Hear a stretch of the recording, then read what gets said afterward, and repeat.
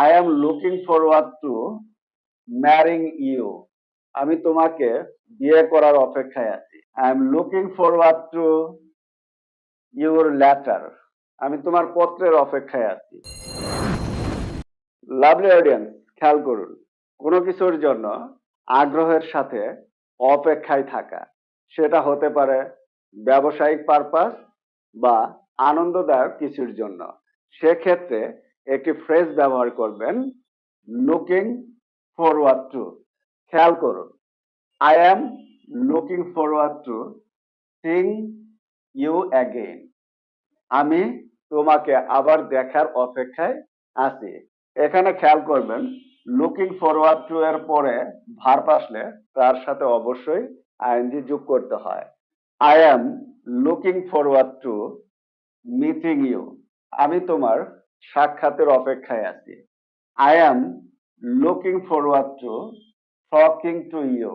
আমি তোমার সাথে কথা বলার অপেক্ষায় আছি। I am looking forward to marrying you. আমি তোমাকে বিয়ে করার অপেক্ষায় আছি। I am looking forward to going on vacation. আমি ছুটিতে যাওয়ার অপেক্ষায় আছি। কি চমৎকার সেন্টেন্স গুলো তৈরি হচ্ছে। I am looking forward two spending time with my family. আমি পরিবারের সাথে সময় কাটানোর অপেক্ষায় আছি।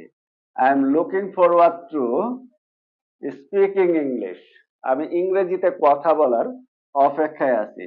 I am looking forward to my birthday. আমি আমার জন্মদিনের অপেক্ষায় আছি। I am looking forward to your letter. আমি তোমার পত্রের অপেক্ষায় আছি।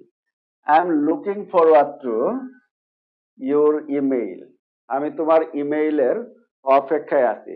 এখন খেয়াল করুন, আমি তো সাবজেক্ট আই দিয়ে বললাম। আপনি যদি হি দেন তাহলে হি ইজ, শি দিলে শি ইজ, ওকে, যে কোনো নাম।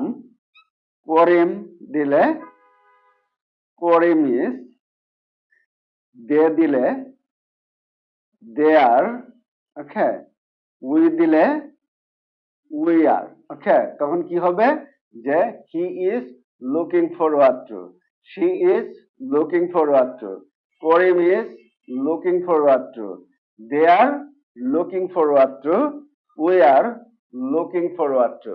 ওকে, এভাবে আপনারা চাইলে এখানে ভার্ব পরিবর্তন করে করে অসংখ্য বাক্য এভাবে বানাতে পারেন। লাভলি অডিয়েন্স, এখানে একটি সেন্টেন্স দেখুন, আমি ইংরেজি শিখার অপেক্ষায় আছি।